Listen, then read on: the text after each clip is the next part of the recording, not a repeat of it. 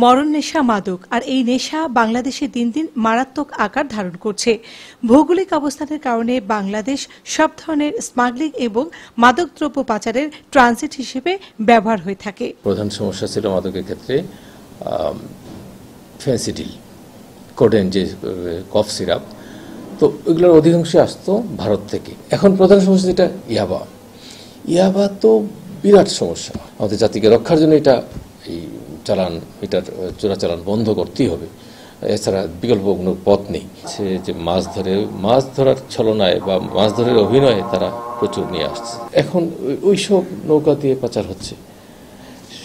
যখন শীতের সময় যখন সমুদ্র শান্ত থাকে তখন আরো বেশি আসে। মাদকদ্রব্য নিয়ন্ত্রণ অধিদপ্তরের তথ্য অনুযায়ী বাংলাদেশে ইয়াবা সেবনের সংখ্যা 6 বছরে 77 গুণ বেড়েছে। তবে ইদানিং পুরুষের পাশাপাশি নারীরাও এই নেশায় আসক্ত হচ্ছে।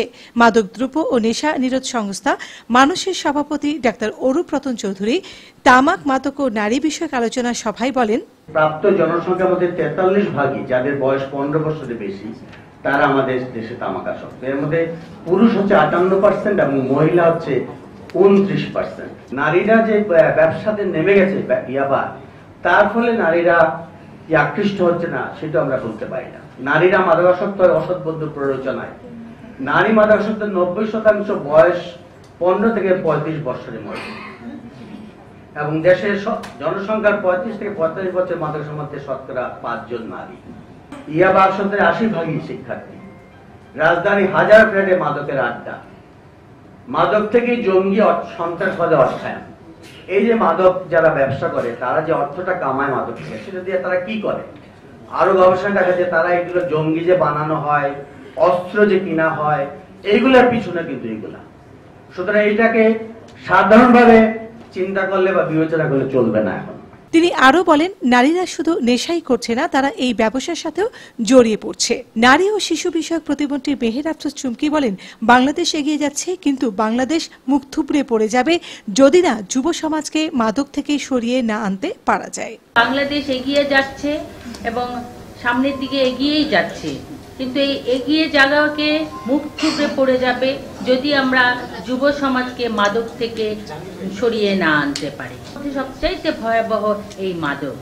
আমি একজন জনপ্রতিনিধি হিসাবে আমি মনে করি আমার এলাকাতেও আমার পক্ষে এটা কঠিন হয়ে দাঁড়িয়েছে এই মাদক বন্ধ করা। সবচেয়ে বড় কথা আমাদের শিশু, আমাদের যে শিশুরা অভিভাবকহীন, বিভিন্নভাবে পথে ঘুরে বেড়ায়, তারাও কিন্তু বিভিন্নভাবে বিভিন্ন ধরনের রাগে আসক্ত হচ্ছে। তাদেরকে নিয়ে এসে যে আমরা সেবা দিব, সেই সেবা দেওয়ার জায়গাগুলোর সংখ্যাও কিন্তু অনেক বেশি নয়। যখন একটি পরিবারে একটি ছেলে বা একটি মেয়ে আসক্ত হয়ে ওঠে ড্রাগে, তখন তার সেবা দেওয়া, তার চিকিৎসা করতে কিন্তু পরিবার হিমশিম খেয়ে যায়। মাদক ব্যবসার সাথে সাধারণ মানুষ থেকে শুরু করে প্রভাবশালী ব্যক্তিরাও যুক্ত আছেন, একথা বলেন অ্যাডভোকেট সুলতানা কামাল। মাদক ব্যবসার সঙ্গে কিংবা মাদকের যে এত বিরাট একটা আগ্রাসী ভূমিকা আমরা দেখতে পাই সমাজে মানুষের উপরে, সেটার পিছনে যারা আছে তাদের প্রভাব কতখানি, তারা কতখানি শক্তিশালী, তাদের রাজনৈতিক সামাজিক অবস্থানগুলি কি, সেটা নিয়েও প্রশ্ন উঠেছে। এবং অনেক প্রভাবশালী ব্যক্তি যারা ক্ষমতার সঙ্গে যুক্ত, শুধুমাত্র রাজনৈতিক দলের সঙ্গে না, যারা ক্ষমতাসীন দল আছেন তাদের সঙ্গে না, অন্য অনেকভাবেও কিন্তু মানুষ ক্ষমতাসীন হতে পারে, প্রভাবশালী হতে পারে, শক্তিশালী হতে পারে। এটাকে একটা সমস্যা বলে চিহ্নিত করছি না, এটা দূর করার জন্য যে কাজগুলি করার কথা সেটা আমরা করছি না। এবং এরপরে অদক্ষতা আসতে পারে এবং একটা অপারগতাও আসতে পারে। সেই বিষয়গুলি আমাদের ভালোভাবে বিশ্লেষণ করার প্রয়োজন রয়েছে, যে আসলে আমরা সমস্ত জায়গায় স্বচ্ছভাবে দৃঢ়তার সঙ্গে সেই পদক্ষেপগুলি নিচ্ছি কিনা। বাংলাদেশে মাদক সেবনকারীর সংখ্যা প্রতিদিন বৃদ্ধি পাচ্ছে। সে তুলনায় নিরাময় কেন্দ্রের সংখ্যা সরকারিভাবে সারা বাংলাদেশে মোট 4টি, আর ঢাকায় মাত্র 1টি। যদিও বেসরকারিভাবে সেবা কেন্দ্র কয়েকটি আছে, কিন্তু চিকিৎসা সেবা অনেক ব্যয়বহুল। একজন মাদক সেবনকারী নিজে যেমন ক্ষতিগ্রস্ত হয়, তার পরিবারও একেবারে ধ্বংস হয়ে যায়। যখন খেয়েছিলাম তখন বুঝিনি যে এই নেশা মা আমাকে এত কষ্ট দেবে। এনজয় হিসেবে কি খেয়েছিলেন প্রথমে? আগে তো নানান ধরনের, আগে একটু মদ খেতাম, এটা ওটা খেতে খেতে আস্তে আস্তে এসে পড়লাম হিরোইনের ভিতরে।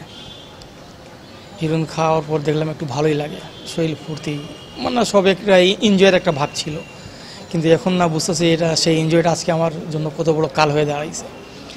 এখন বুঝতে পারলাম, এখন ছাড়তে চাচ্ছি তো এখন পাচ্ছি না।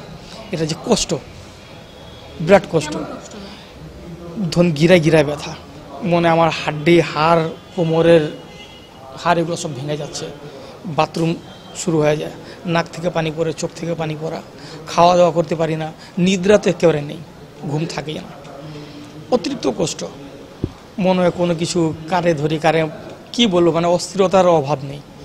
আমার হাজবেন্ড 12-13 বছর হবে, তো এতদিন বুঝি নাই, বলে নাই, লুকায় লুকায় খাচ্ছিল।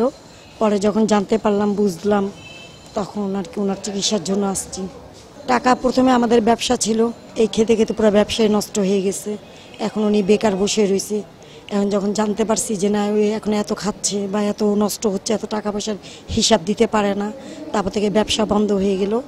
এখন নিজের থেকেই আর কি লুকাই টুকাই দেই, এখন আর পারছি না, বিধায় মেডিকেলে আসছি। মাদকের ভয়াল গ্রাস থেকে বাংলাদেশকে বাঁচাতে হলে বেশি বেশি করে সচেতনতামূলক প্রচারণা বাড়াতে হবে। চোরাই পথে মাদকদ্রব্য প্রবেশের সম্ভাব্য পথগুলো বন্ধ করতে হবে। সামাজিক সংগঠনগুলোকে এগিয়ে এসে যুব সমাজের পাশে দাঁড়াতে হবে। এছাড়া সরকারিভাবে আইনশৃঙ্খলা বাহিনীকে কঠোরভাবে দমন করতে হবে মাদকদ্রব্য প্রবেশের পথগুলো। তা না হলে একদিন এই যুব সমাজ মাথা উঁচু করে দাঁড়াবার শক্তি হারিয়ে ফেলবে। Nasrin Huda Bithi, Voice of America, Dhaka.